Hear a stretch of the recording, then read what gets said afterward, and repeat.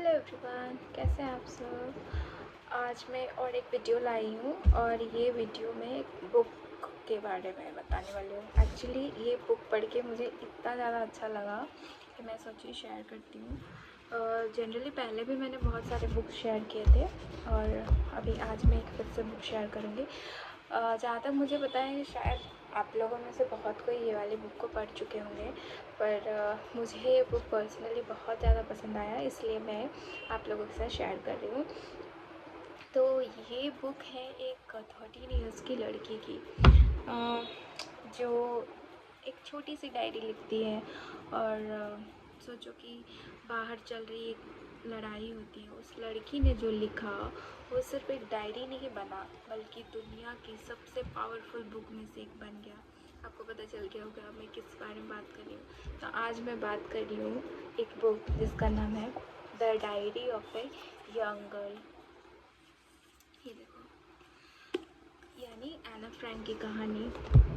तो आप लोगों को पता है कि एना फ्रैंक कौन है। ये सिर्फ 13 इयर्स की थी। सो एना फ्रैंक एक ज्यूइश लड़की थी जिसका जन्म हुआ था जर्मनी में, जब नाजी रूल की वजह से ज्यू पर मतलब बहुत ज़्यादा ख़तरा बढ़ने लगा था। तो एना के फैमिली ने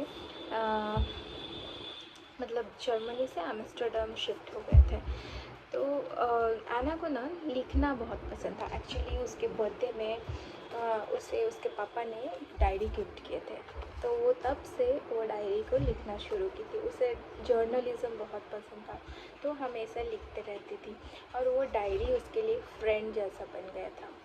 तो ये टाइम था वर्ल्ड वॉर 2 का। एना और उसके फैमिली एक ऑफिस बिल्डिंग के पीछे रहते थे, एक मतलब छुप के रहते थे और इस जगह को सीक्रेट एनेक्स बोला जाता था। दिन में बिल्कुल शोर शराबा नहीं है, यहाँ तक कि बाथरूम का फ्लश भी नहीं वो लोग ऑन करते थे क्योंकि उससे साउंड आता है, तो इसलिए लाइट भी नहीं ऑन करते थे, एकदम छिपे रहते थे और हर वक्त पकड़े जाने का डर रहता था। इसी साइलेंस और फियर्स के बीच एना अपनी डायरी में लिखती है और वो लिखती रही about the family fights, how she grown up, freedom के बारे में और एक नॉर्मल लाइफ जीने का सपना। एना की एक सिस्टर भी रहती है और उसके मम्मी पापा, ये लोग 4 रहते हैं, लेकिन वो सीक्रेट एनेक्स में और भी बहुत सारे लोग रहते हैं। सो ये स्टोरी मीन्स ये वॉर स्टोरी नहीं थी, ये एक टीनेजर गर्ल की इमोशन की स्टोरी थी।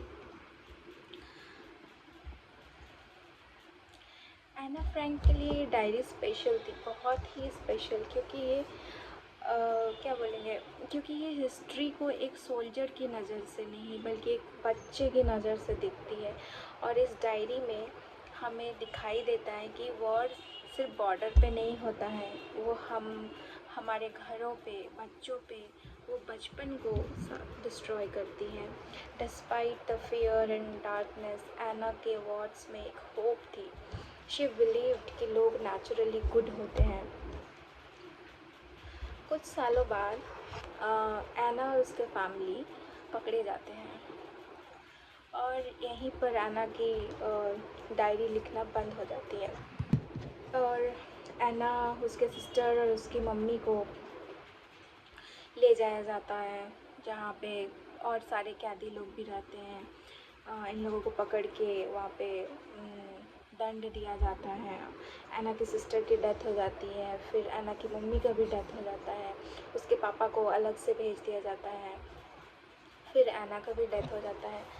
लेकिन जब उसके पापा वापस आते हैं तो देखते हैं एक डायरी रखा हुआ है और वो डायरी एना का डायरी होता है।